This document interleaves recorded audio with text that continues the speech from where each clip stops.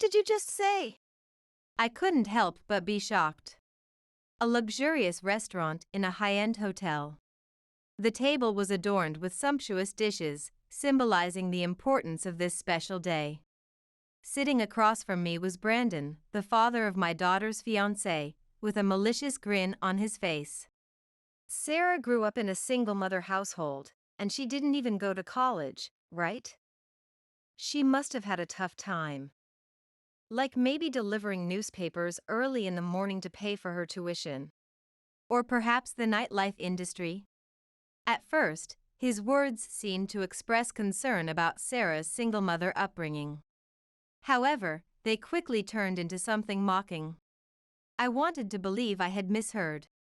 Today was a family meeting with my daughter, Sarah's fiancé, Nicholas, and his parents. It was an important occasion where we were supposed to become one family, yet the words spoken were incredibly insulting. Being directly or indirectly mocked for being a single mother was something I had sadly grown accustomed to. But this time, the setting made it even more intolerable. Is that so? You must have had a hard time. Miranda, Brandon's wife, sitting next to him, said something unbelievably condescending, as if she truly pitied me from the bottom of her heart. What is wrong with these people? Their behavior was beyond rude. Sarah had told me a bit about Nicholas's parents beforehand. Brandon, a well-known lawyer, famous not only for his skills, but also for the many bad rumors surrounding him. And his wife Miranda, a daughter from an upper-class family who married the son of a lawyer. I had heard she was kind, but judging by her current behavior, she seemed extremely naive. Dad, Mom, how can you say that to Sarah and Jessica? It's disrespectful. Nicholas, sitting next to Sarah, tried to soften the situation. He finally got over the shock of Brandon's abusive remarks and turned red with anger. Sarah had told me that Nicholas was gentle and rarely raised his voice. As Sarah said, he seemed like a kind person, and I found myself nodding calmly despite the unexpected turn of events. What's disrespectful? Miranda, seemingly not understanding Brandon's sarcasm, looked puzzled.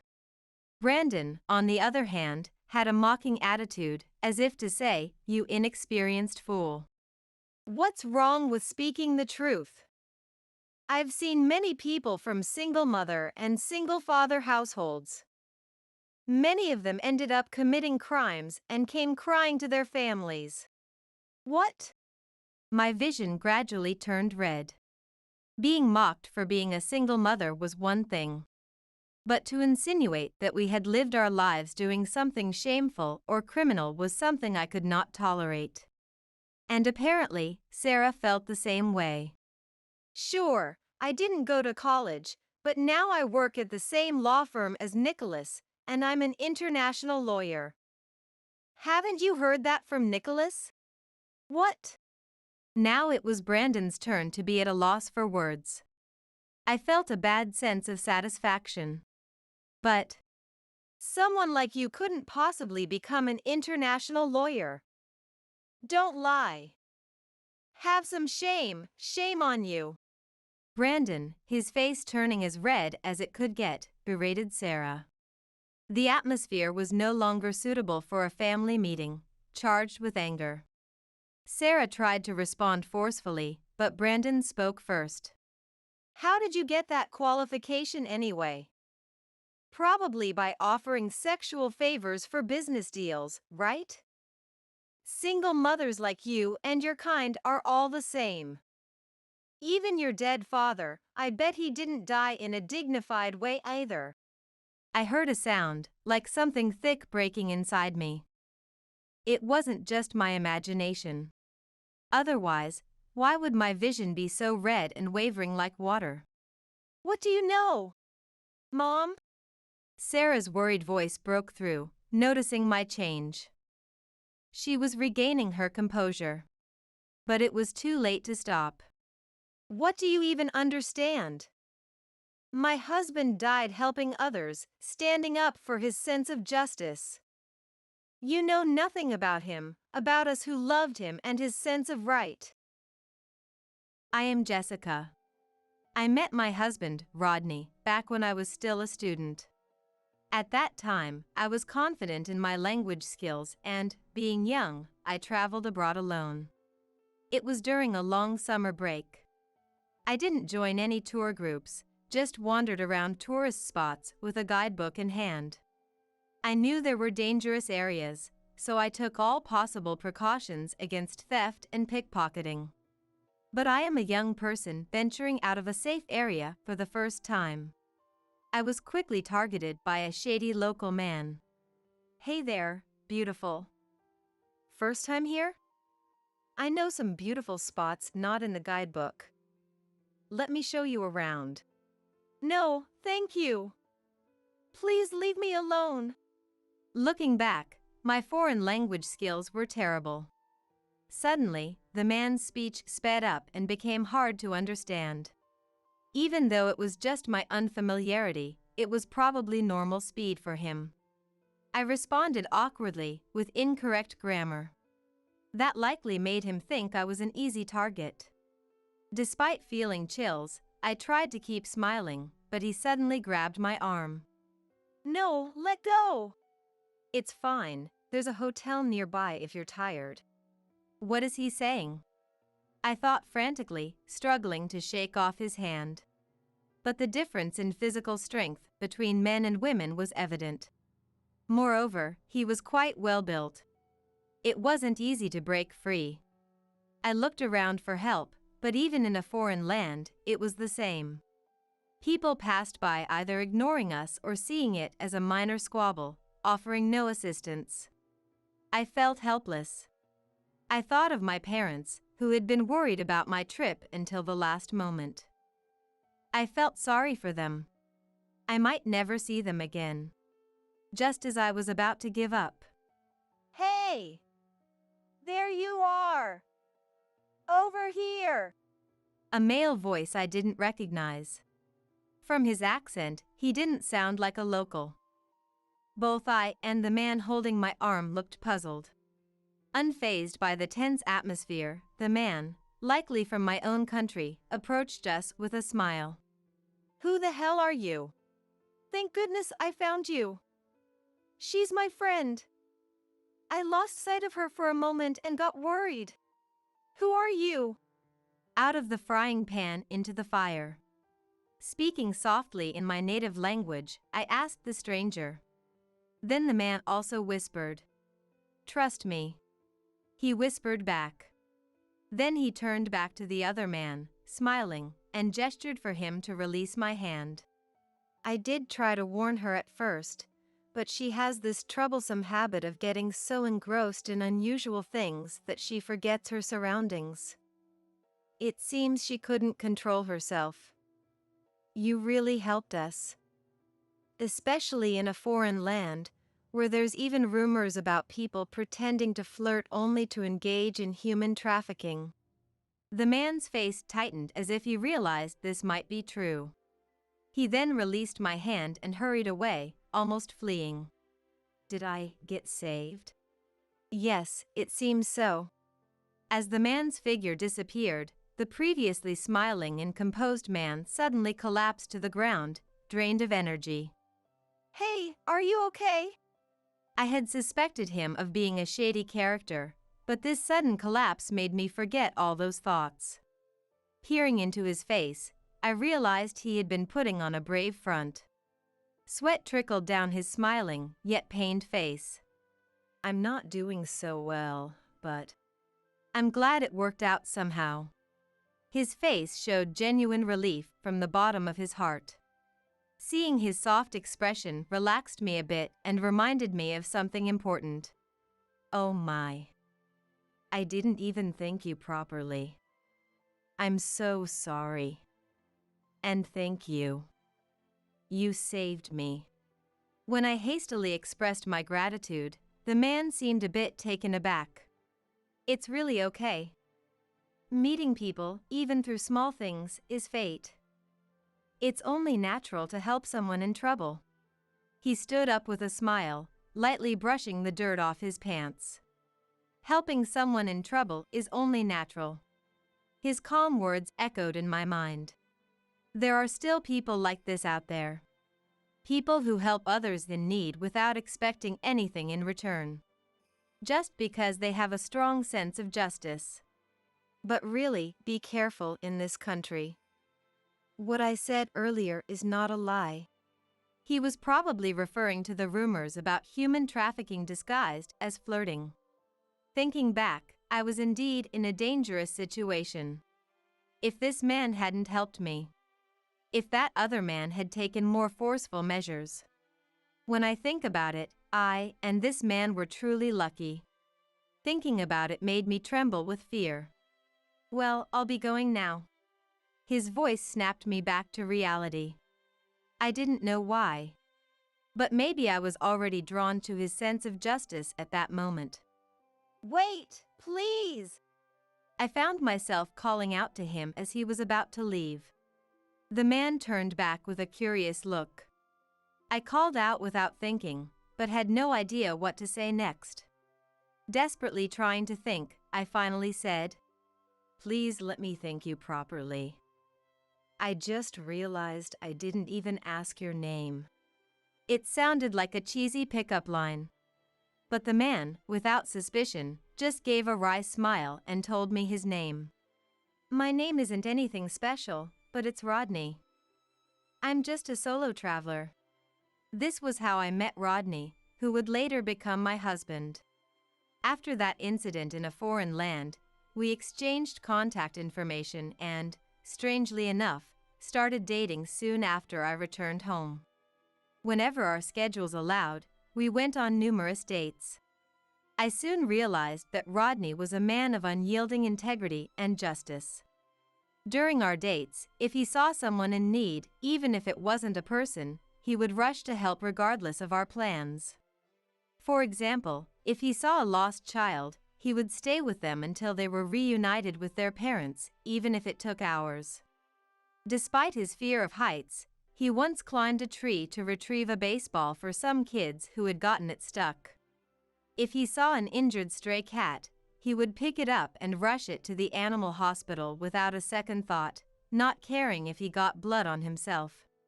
He would take responsibility and care for it until he found it a new home. Honestly, sometimes, I felt a bit uneasy about his tendency to prioritize strangers over me.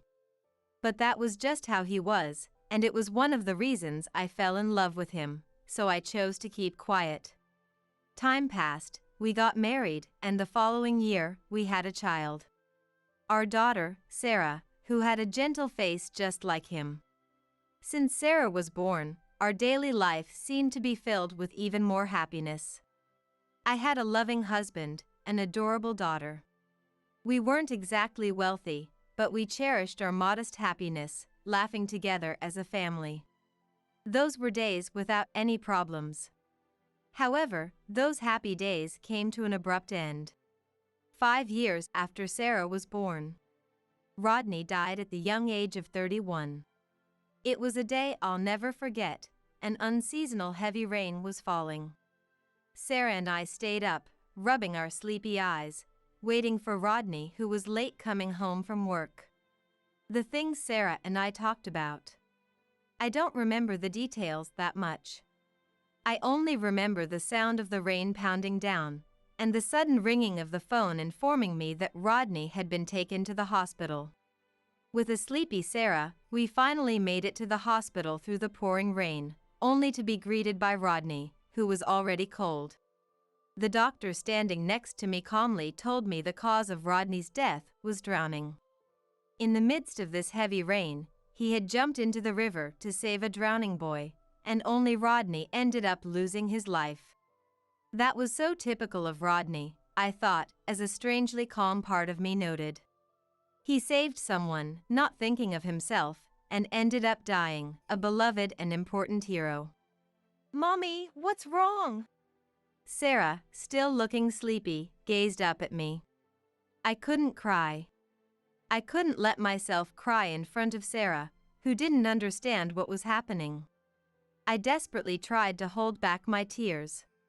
But, Mommy, why is Daddy sleeping? Sarah, stop! I instinctively stopped Sarah, who was trying to approach Rodney, and hugged her tightly. I didn't know why I did that myself. Mommy, it hurts, Sarah said from within my arms. But I didn't let go, holding her even tighter. As if to shield her from the reality of Rodney's death, I hugged her small body. Also, as if to shield myself from that same reality. That small, moving warmth. A sign of life. Unable to bear it, I silently let my tears flow. What followed were stormy days. I held Rodney's funeral, desperately, watching Sarah, who finally understood Rodney's death, sobbing. Someone claiming to represent the boy Rodney saved came to the funeral, but I don't remember much, being overwhelmed with arranging the funeral while feeling a deep sense of loss. Even after the funeral, peace did not return to us. With Rodney gone, we became a single-mother household. Fortunately, with the savings Rodney left us, the job I had before Sarah was born, and the support from many people who admired Rodney, we managed to get by. However, relying on that alone would eventually lead to running out of resources. Therefore, I decided to start working again once things had settled down a bit. I worked day and night, without regard to the time. As a result, I felt guilty, knowing that Sarah was likely feeling lonely. Yet, I couldn't afford to stop. Of course, there was the financial aspect, but more importantly, it was because of a promise I had made to Rodney one day. Sarah should see the world. It might be difficult to do it the way I did, but I want her to see the world, to understand it. And one day, I hope she becomes a kind person who can help those in need. These were Rodney's words, often repeated like a mantra during his lifetime. I wanted Sarah to see the world. I wanted her to experience many things. I didn't want her to give up on those experiences because of money. That was my only driving force. Sarah never complained to my face about it. Maybe she was being considerate in her own way. Her grades were always top-notch, so she wouldn't have to go to cram school. Teachers constantly suggested prestigious private schools, but she stubbornly chose public schools. She went through public middle and high schools, and then came the time to think about her next steps. Mom, I have a favor to ask. Sarah said this abruptly. Ever since Rodney passed away, Sarah had never made such a selfish request, possibly out of consideration. Her wish was to travel the world instead of going to college. She wanted to see the world and experience things that school and books couldn't teach, things that could only be understood on the ground.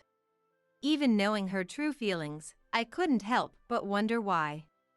As a parent, I wanted her to go to college without worrying about finances and to live a happy life. While I had those thoughts, I also questioned if going to college and living in a narrow world would truly make her happy. Was it right for a parent to crush the first selfish wish of a child who had endured so much until now? Could I, with my own ego, destroy the wishes and promises that Rodney had always spoken of during his life?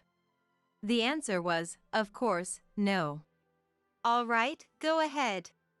Fortunately, I had saved enough money over the years to cover the travel expenses without needing to splurge. When I told her this, Sarah cried with joy and repeatedly promised to work and pay it back. But I refused, saying that after all the patience she had shown, she should allow me to do this much. And so, after graduating from high school, Sarah set off on her journey around the world. By coincidence, it seemed as if she mirrored Rodney's image from that day, something I hadn't shared with her.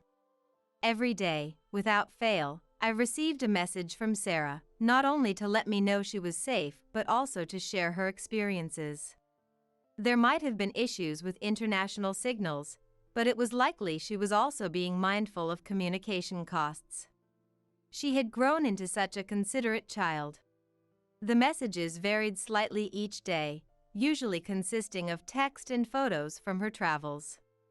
Sometimes, she expressed amazement at the crowds and high prices in major cities abroad, along with photos of skyscrapers she had never seen before. Other times, she shared how people helped her when she was struggling in a foreign country, along with heartwarming photos of her with those who had helped her. There were also times when she entered developing countries, where she was deeply moved by the locals' determination to live their lives despite their circumstances. She felt ashamed of herself for having given up on various things because of being from a single-parent household. With such messages, she sent beautiful photos of sunsets she had seen with the local people. One day, amidst the joyful yet humbling exchanges of messages, there was a note saying, "I'm coming back soon." It read, "Mom, I want to become an international lawyer. When I return, I will study law, go abroad, and get qualified as an international lawyer. I want to help people from many different countries." Sarah didn't know much about Rodney's sense of justice and desire to help others. It was one of the traits that attracted me to him and made me love him deeply. I never realized that Sarah had inherited this beautiful quality from him. She truly grew up to be a kind person, just like you wished. I reported Sarah's growth to Rodney's photo while showing him the message. In the photo, he seemed to have a bittersweet smile. And then, time passed again. When Sarah returned, she worked at a law firm while saving for exam fees and studying for her lawyer qualification. I offered to cover the exam fees, but she refused and insisted on achieving it on her own. Is this what it means for a child to become independent? While feeling proud of Sarah's growth, I also felt a tinge of loneliness. Although she declined financial support, I helped her in other ways, particularly in her daily life. I made her late-night snacks when she worked late and packed sandwiches for her lunch to save on food expenses. "You don't have to go through all this trouble," she said with a wry smile, but she accepted my help nonetheless. Years passed since the journey that changed Sarah, and she finally qualified as a lawyer and worked at a law firm. There, she gained more knowledge and experience, and eventually, with her boss's permission, went abroad. In a foreign land, she achieved her dream of becoming an international lawyer. She sent me this news when she turned 27. Since then, a lot has happened. Just like the day she told me she wanted to become an international lawyer. Along with the notification of her qualification, there was a photo of Sarah smiling. I showed the message to Rodney's photo. "Sarah has grown into a kind person, just like you. She will help many people through law. There will be tough times and challenges. So please, watch over her from your side." I thought of Rodney and made my wish. I had no idea then that a year later, Sarah would meet her future spouse at work and decide to get married. And that I would face such an insulting situation at that family meeting. I quickly recounted my memories and promises with my late husband, and proudly told them about our daughter who inherited his sense of justice and became an international lawyer. Suddenly, the room fell silent. Even the unpleasant parents of her partner, Nicholas, and Sarah herself froze in shock. I had done it. But, although I felt sorry for Sarah, I had no regrets. Rodney had helped a stranger boy selflessly and lost his life. My beloved, proud Rodney. I won't tolerate anyone mocking his life and the reason for his death, even if they are the parents of my daughter's spouse. Brandon's face turned red with anger. Next to him, Miranda paled and looked back and forth between Brandon and me. I braced myself for the worst words imaginable. It was at that moment when I resolved myself. It was Nicholas who broke the silence first, quite unexpectedly. With an expression of disbelief, Nicholas began to speak. "That person, could it be?" I was the next one to be surprised by what Nicholas said. He was completely right. Nicholas accurately captured Rodney's character from back then, and even knew the name of the hospital where Rodney had been taken. Nicholas, how do you? So it was true. Nicholas interpreted my words as confirmation, and his gentle expression contorted. It was a mixture of joy and regret, a kind of bittersweet smile. Then, suddenly, he apologized deeply. It was more than just an apology. Nicholas? Nicholas. What are you doing? Brandon, enraged, tried to make Nicholas stand up, but Nicholas brushed his arm away and apologized even more deeply. Jessica and Sarah. Even though I didn't realize it, my parents were incredibly rude. Nicholas, you don't have to go that far. That's right. We understand your feelings, Nicholas. Even though we urged him, Nicholas stubbornly refused like a child. No, my parents did something that terrible. Sarah. It might be hard to believe, and even I still can't believe it, but the boy your father saved was me when I was young. It was now our turn to be surprised by his words. This was Nicholas's story. At the time, he was severely bullied at school because of Brandon's bad reputation. On that day, he encountered bullies on his way back from tutoring, and they threw his important tutoring bag into the river. Trying not to worry his parents, he attempted to retrieve the bag by himself. However, young Nicholas slipped and fell into the river. The river, swollen with rain, had a swift current, making it impossible for him to return to the shore on his own. In that situation, Rodney dived into the river to save him, without any regard for his own safety. Rodney first brought Nicholas to the shore, then jumped back into the river to retrieve the bag that had been swept away. Just because Nicholas was in trouble. And as a result, Rodney died. Nicholas knew the name of the hospital where Rodney was taken because his worried housekeeper, who came to pick him up, had called it in. Nicholas was also taken to the same hospital by the paramedics as a precaution.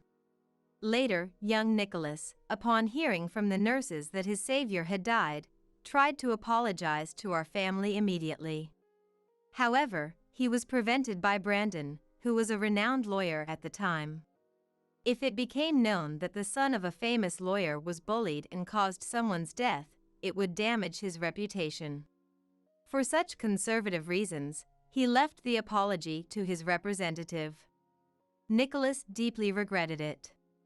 If he hadn't jumped into the river, if he had been more responsible, if he had been a person of justice.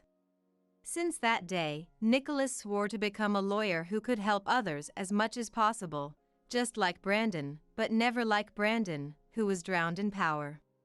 A different kind of silence enveloped the room. Nicholas, filled with rage, remained utterly silent, as if he had become a completely different person. Then, in the next moment, he did something unexpected. He offered a deep apology. "I'm sorry. I didn't realize you were Nicholas' benefactor. I spoke out of turn." Neither Sarah nor I could say anything. I couldn't fully grasp Sarah's feelings. She simply stared quietly at the family she could consider her father's enemy. As for me, I was on the verge of exploding with anger. I thought, why apologize now? If he was going to apologize, why didn't he come to apologize the moment Rodney passed away? I was convinced that this apology wasn't sincere. However, it was Sarah who spoke first. "Both of you, please stop." Her voice was surprisingly calm and gentle. It wasn't just me who was taken aback by this. Both of them also wore expressions of shock. Sarah continued. "Indeed, it's hard not to feel that apologizing now is too late. Brandon, as a fellow lawyer and as a person, I find it difficult to forgive you for not coming to apologize immediately." Brandon's face flushed red again. But, perhaps realizing he stood no chance, he only let out a small groan. Sarah continued to address him. I'm sure my father would say this. He'd say he was just glad that the boy from that time is safe. That's all that matters. Then, crouching in front of Nicholas, who was still kneeling, Sarah spoke with a tearful, bittersweet smile. My father saved you, and you've carried on his sense of justice. I know this because I've watched you in the office all these years. So, Nicholas, who has carried on my father's will, please marry me. Are you sure? Yes, that is an unchangeable fact. But it's also true that you've inherited my father's sense of justice. Tears streamed down Nicholas' cheeks. Then, grasping Sarah's hands tightly, he said in a voice full of emotion. Thank you, Sarah. I'll make sure to make you happy. As Nicholas finally broke down in tears, Sarah gently embraced him. Seeing such a tender moment between the two of them, the anger and resentment within me began to melt away gently. When I looked over at Brandon, he had an awkward expression and was looking away. Perhaps, in his own way, this was his way of acknowledging Sarah and Nicholas's marriage. Was it all right to feel relieved about this? I'm sure Rodney would have said it was. Thinking this, I sent my silent blessings to Nicholas, who was sobbing, and Sarah, who was gently comforting him. At the end of such an eventful day, with the world bathed in the colors of sunset, Sarah, Nicholas, and I found ourselves at a certain place. Rodney's resting place, the cemetery. I am deeply sorry that I couldn't come to thank you back then because I went against my father's wishes. Although it's late, it's thanks to you that I am here now. Thank you very much. He said his gratitude. Sarah also spoke to the grave. Dad, I still feel lonely without you, but thank you for saving Nicholas that day. Then she laid the bouquet of flowers she had been holding. Today, since it was mainly about Sarah and Nicholas's report, I stood quietly in the background. Although it might be too much to say, I'll do as much as you did. I promise here and now to help those in need and to protect Sarah from now on. So, Dad, please watch over us from the sky. I will also do my best to help as many people in need as you and Nicholas. The two of them made their vows in front of Rodney's grave. My daughter, who had grown strong over time, and the young man who had inherited Rodney's sense of justice. Rodney, are you seeing this? The things you did were never in vain. Even though you are gone, your will lives on and is being carried forward. Feeling the joy in my heart, I shed tears for the first time since that funeral day.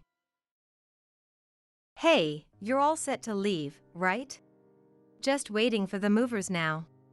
I see. Well, it'll be refreshing not to see your face anymore. Moreover, being forced to move out and having the locks changed meticulously so I can't ever enter the house again was over the top. I used to question the need for such measures, but now it seems trivial. When I first met my husband, he was a timid man, always wary of others' opinions. But soon after our marriage, he became a classic henpecked husband.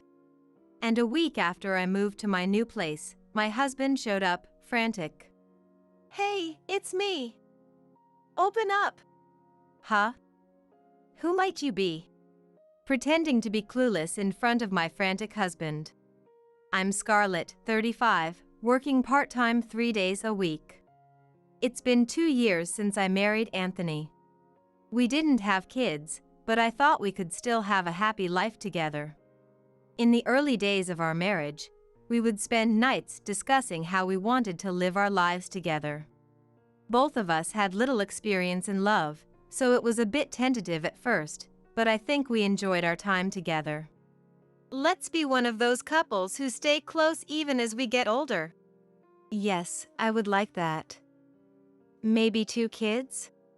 I was thinking the same. A boy and a girl. Me too. Such casual conversations were enjoyable. For me, who had little interest in love or marriage, meeting Anthony was a shock. We met at a party I attended just to make up numbers. He seemed to be there for the same reason, and we hit it off talking about our similar situations, eventually becoming friends. Back then, he was serious and somewhat timid, always considerate towards me, which I found endearing. And then, surprisingly, Scarlett, I want you to marry me. I'll make sure you are happy. What?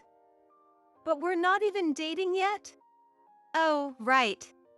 I wasn't put off by his unexpected proposal, rather, I thought that maybe with him, it could work. If I'm okay with you, then yes, I accept. Really? Of course. I still remember how happy Anthony was when I accepted his proposal. I had no doubt that with Anthony, I could have a happy life ahead. We got married in just 3 months after meeting, a whirlwind for both of us. With little experience in love, we often didn't know what to do, but that was part of the fun. Soon after, we started living together, but about a month in, I began to see the difference between ideal and reality. Scarlett, there's something I would like to ask you. What is it? That day, Anthony looked different, more serious and tense. I hate to ask this, but can you quit your job and become a housewife? What? I was shocked by his sudden statement and couldn't understand why he would say such a thing. After all, he had never once commented on my job before. And this was just the beginning. Can I ask why? When I asked, he sighed before responding.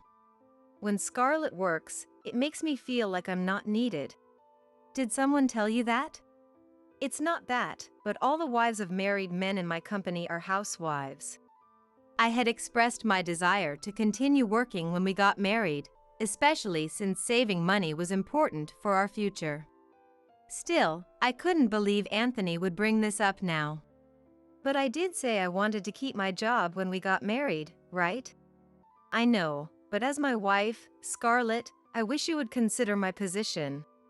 Then why not just pretend that I've quit? There's no need to actually leave my job. I repeatedly expressed my unwillingness to quit, but it seemed Anthony valued social appearance more. My attempts to persuade him seemed to fall on deaf ears. Look, if things stay this way, I'll be ridiculed by my colleagues and superiors. I'm the head of this household, aren't I? Please, just do as I ask. Either way, it's not something I can decide on the spot. Let me think about it. Okay, but please make it quick. Yet, I knew I couldn't let things stay this way for long. I feared what else he might say if I didn't act soon. So, I immediately consulted with my boss, Robinson.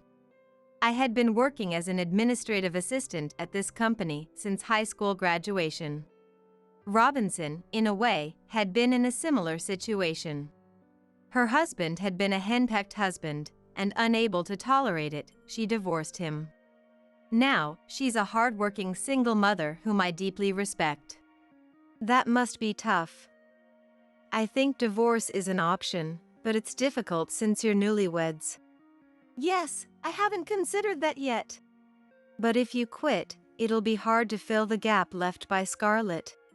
I'm not planning on just quitting.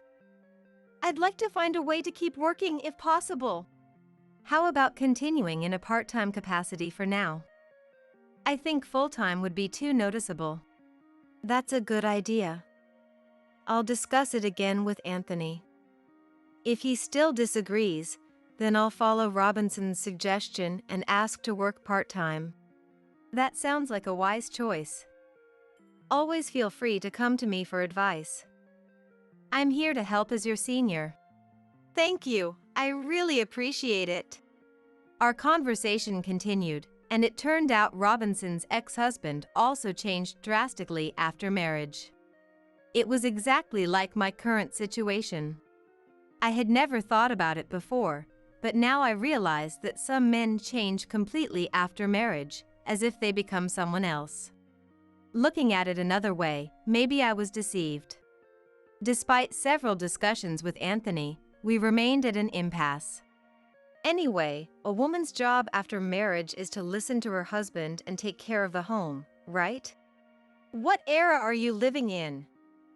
Nowadays, it's normal for both spouses to work. Maybe for other couples, but we are different. You understand that, right? I might, but I can't agree with it. Please, try to understand how I feel. After that, Anthony kept nagging me daily until I would agree to quit my job.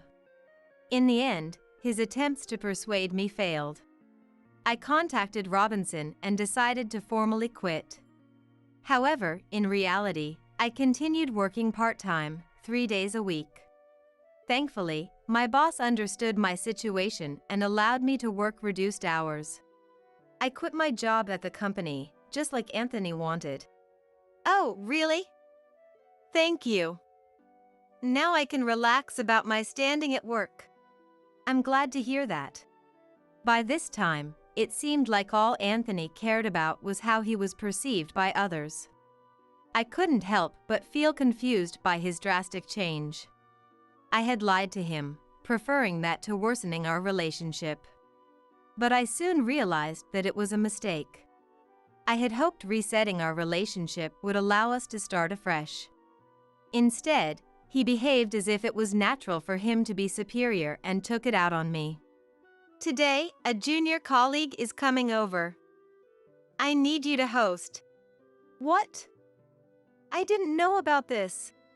Sorry, it was a last-minute decision. Just the basics will do. Please prepare. Wait a minute. He hung up. So, I prepared drinks and snacks for the guest. But it seemed Anthony wasn't pleased. Didn't I ask you to get things ready for today? But you said just the basics would be fine. You took that seriously. This will lower my reputation. I need you to act properly as my wife. What's that supposed to mean? I did my best. What? You have a problem with me? No, not really. Anthony's face was unlike anything I had seen before. I was so shocked that I couldn't say anything more. After that, he began inviting people over almost every week. While he was having fun, he instructed me to stand by, ready for anything. I think he wanted to show off to everyone how capable a husband he was. Anthony, I think having guests every week is a bit much. No, it's fine. Everyone enjoys it, and you should follow my decisions. That's your duty as my wife, Scarlett. But it costs money, too. You'll manage it somehow. But Anthony's excesses showed no signs of stopping. How am I supposed to manage it? Oh, stop nagging. Whenever I asked a question he didn't like, he called it nagging and avoided answering. Waking up, preparing meals, making sandwiches for lunch, and getting his suit ready for the day. After seeing Anthony off, I would do household chores. On days with part-time work, I worked from 10 a.m. to 3 p.m. There was hardly any time to rest. But I loved my job, and working felt more like a break than anything. Scarlett, you seem tired lately, aren't you? Yes, a little bit. Really? Let me know if there's anything I can do to help. Of course. Thank you so much. Sophia was a truly dependable person, unlike Anthony. She was concerned about how Anthony's treatment of me was getting worse day by day. Sophia knew I was working part-time in secret and kept it hidden from Anthony. Thank you always, Sophia. Don't mention it. But I never expected Anthony to act like this. Neither did I. I have tried talking to him, but he doesn't listen, and we can hardly have a proper conversation anymore. I'm sorry. If only I were stronger. Don't be hard on yourself. You're doing great with both work and housework. I really appreciate your help. I'm glad to hear that. Living with Sophia was nothing but a positive experience for me. But it seemed Anthony didn't like how close Sophia and I were. And because of that, he made an unthinkable move. Where's Sophia? Mom's gone now. What do you mean gone? Mom's getting on in years, and I thought it'd be better for her to be in a facility. You actually put her in a home? Yeah. Just finished moving her in. Now I can do whatever I want with the house. I couldn't believe this happened while I was at my parents' home. To think he would put his own mother in a facility. She was injured, but not to the extent that she needed to be in a facility. He must have sent Sophia away just so he could do as he pleased. When I visited Sophia in the facility center, she seemed surprisingly well. I'm sorry it came to this. No, it's not your fault, Sophia. I never thought he would go to such extremes. I'm afraid of what he might do if I oppose him. I'll miss Sophia, but I'll try to manage. If you need anything, you're always welcome here. Thank you. Afterward, we moved out of our current home and into my in-laws' house. Even though I managed the house, Anthony took it for granted and never showed gratitude. The idea of having children, which we had discussed early in our marriage, now seemed completely off the table. Anthony ignored me, preferring to spend his time out and about. Moreover, he started creating inexplicable rules out of nowhere. No matter how late Anthony came home, I had to stay awake waiting for him, and if I woke up later than him in the morning, he would get angry. What time will you be home today? I'm not sure, but stay up until I get back. Okay. Thanks. One day, after such an exchange, when Anthony came home, I noticed something. As I took his suit to hang it up, I smelled a fragrance I had never smelled before. It was a sweet, feminine scent, and since I don't wear perfume, it was clear evidence of an affair. Whenever he came home late, I would notice the same perfume scent. And that day, unusually, he suggested I could go to bed before him. Something felt off, so I quietly went to the living room to check and overheard their conversation. She has no idea. I'll kick her out soon enough. I could hear them clearly, perhaps because the woman's voice was loud. From their conversation, it seemed their relationship had been going on for a while. Although I wasn't surprised because of the perfume incident, I was disgusted. He was still technically Anthony. Even though I wanted to believe in him. His treatment of me never changed. It was approaching 2 years into our marriage. It's sudden, but I have a business trip the day after tomorrow. I need you to prepare everything for it. That's really short notice. I'll be gone for about 3 days. Please get my clothes ready. Understood. I can't believe he could come up with such a lie about a business trip. It wasn't a business trip, it was a trip with his mistress. I remembered a conversation I had with Anthony's colleague's wife when we met before. Be careful if he suddenly says he has a business trip. Our company doesn't even have those. I had also found evidence beforehand. I saw a chat on his mobile phone he had left in the living room, detailing how he took paid leave for this trip. This would be the beginning of the end for us.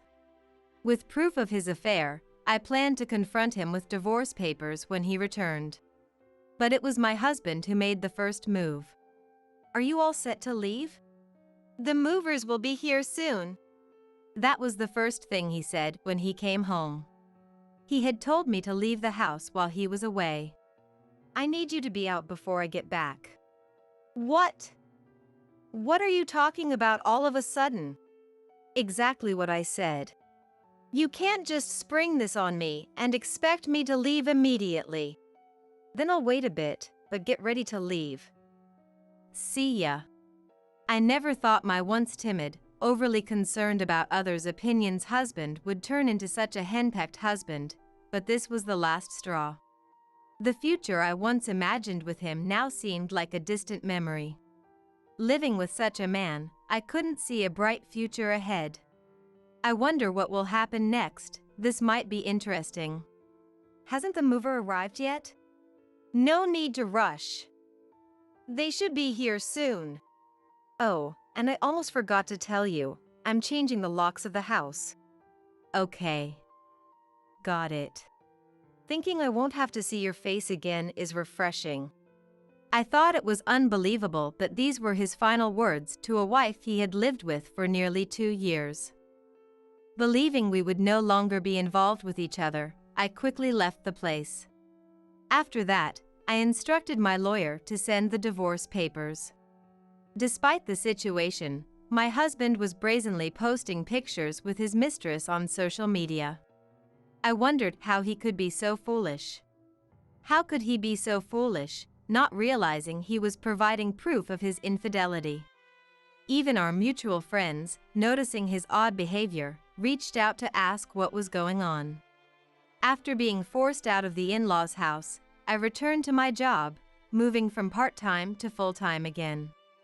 Furthermore, I moved into my long-aspired suburban high-rise apartment. It was quite spacious for one person, but without Anthony, it felt incredibly comfortable. I was just waiting for any contact from him, but about a month after moving into my new place, early one morning, my doorbell rang. When I checked the monitor, surprisingly, it was Anthony standing there. Hey, it's me, Anthony. Open up, Scarlett. His sudden demand to let him in was beyond presumptuous. I just couldn't understand him anymore. I decided to play dumb, thinking it might be more amusing than just turning him away. Who are you? I don't know you. Don't tell me you've forgotten your husband's face. I don't have a husband. I think you're talking about someone else. He looked desperate, almost on the verge of tears. It was the timid version of him from before we were married. Of course, I didn't let him in and continued to pretend he was a stranger. Please, just listen. I've been deceived. And I need Scarlett's help. I'm sorry, but I have no obligation to help. And if you keep bothering me, I'll call the police, okay? Are you serious? After all, I don't know you. Anthony probably thought he could rely on me to sort things out when he was in trouble. But the person I am now wouldn't do such a thing. Yet, I was losing my patience with my husband who refused to give up. Enough is enough. You created this mess, so it's your responsibility to deal with it. You don't have to be so harsh. What? Oh, and before I forget, you can't live in your parents' house anymore. What do you mean? Do you know whose name that house is in? No, but it used to be Sophia's, but now it's in my name. Why? I explained to Anthony why things had come to this. Anthony told me to leave. I had gone to consult with Sophia. When I told her, even Sophia was visibly angry and dismayed. I can't believe my son turned out to be such a fool. I'm really sorry it turned out this way after all the help you've given me, Sophia. You're divorcing Anthony, right? Yes. That's for the best. Then, I'll transfer the house to you, Scarlett. What? Thus, Sophia transferred the rights to the in-laws' house to me. Unbeknownst to Anthony, he was living with his mistress while all this was happening. That's the situation. Understand and leave quickly. We probably won't see each other again anyway. Just one last thing. If you keep this up, I will really call the police. With that, he finally gave up and left. Of course, the divorce went through, and I claimed the divorce settlement guarantee from him. Turns out, Anthony had been significantly deceived and financially drained by his mistress. On top of that, the divorce settlement amounted to around $20,000. His mistress had quickly left him, but I wasn't going to let it slide. I used a lawyer and a detective to track down the location. I'm also claiming a divorce settlement guarantee from that person. It looks like I can claim over $10,000. Additionally, the in-laws' house officially became mine. I had to ask Anthony to leave, and though he was initially reluctant, he had no choice but to accept due to the legal procedures. I don't know where he lives now and frankly, don't care.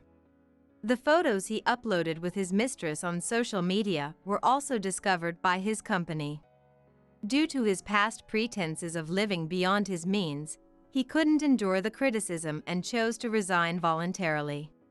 That seemed like an inevitable outcome, considering his true nature. If I were to say one last thing, it would be this. Don't mind. I'm divorced now, but I see it as a learning experience and choose to look forward positively. My relationship with Sophia continues to this day. I plan to focus on my career without relying on a man, and enjoy my life as a single individual.